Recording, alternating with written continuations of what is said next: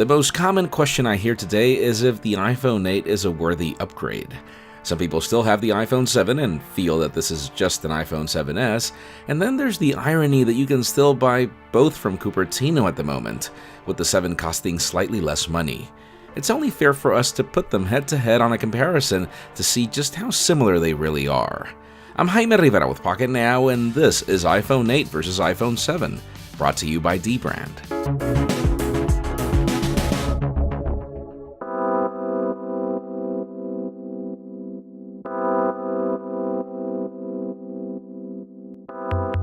Let's get the obvious out of the way first.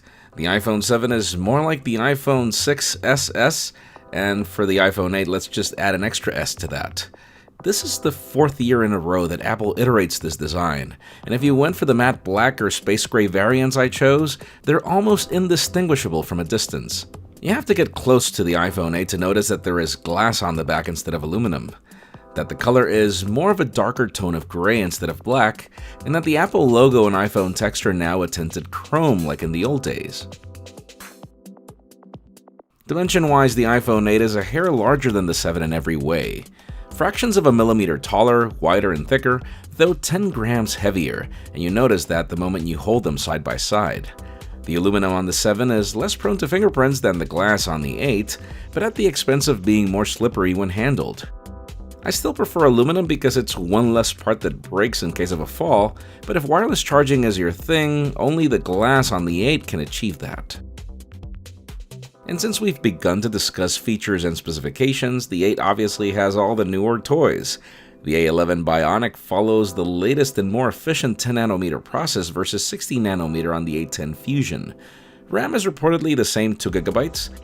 If you're buying today, the iPhone 7 comes with 32 or 128 GB of storage, the iPhone 8 comes with 64 or 256 GB.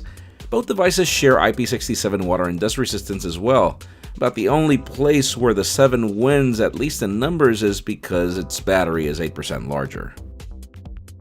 For content consumption, both devices sport a Retina HD IPS LCD that supports the P3 color gamut. The iPhone 8 wins again by bringing True Tone technology of the iPad Pro, which adapts the display tone to the lighting surrounding it.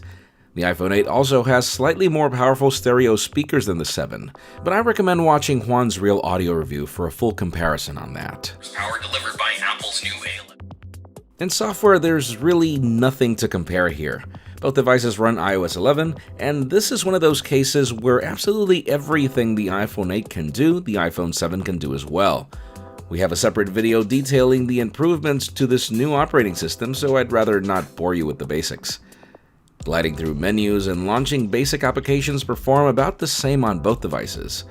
I notice speedier performance in hardcore stuff like restoring the iPhone 8 from a backup, but that's just about it.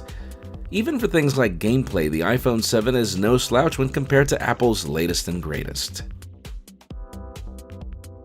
Where I have noticed a significant difference is in battery life. The 10nm process on the A11 is clearly a more efficient chip even when running on a slightly smaller battery. The iPhone 8 has been the first ever regular-size iPhone that I've been able to use for a full day without the need to top up by 4 p.m. And listen, I said the only one. The iPhone 7 and even the 7 Plus have proven to be disappointments in this department, as you'll notice on our After the Buzz videos. And then where I haven't really noticed significant differences is in the camera. I highly suggest you watch Juan's Real Camera review. He actually focuses this video more on making it a comparison between the iPhone 8 Plus and the iPhone 7 Plus, and the differences are negligible. For all that Apple mentioned that it had refreshed the sensors, that's really not visible here. Don't get me wrong though, this is not a bad thing. This just means that both the 8 and the 7 are great at photography. Video recording is where things are different, but not when you record a regular video. It's when you tax the iPhone 8 to its maximum capabilities, like being able to record 4K at 60 frames per second, or being able to record slow-motion video at 1080p at 240 frames per second. Things that the iPhone 7 can't do, and not even the camera that I'm using to film this comparison either.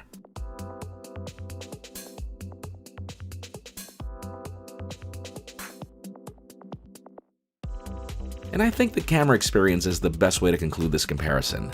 Those of you looking for major differences between the iPhone 7 and the iPhone 8 might be disappointed that there aren't.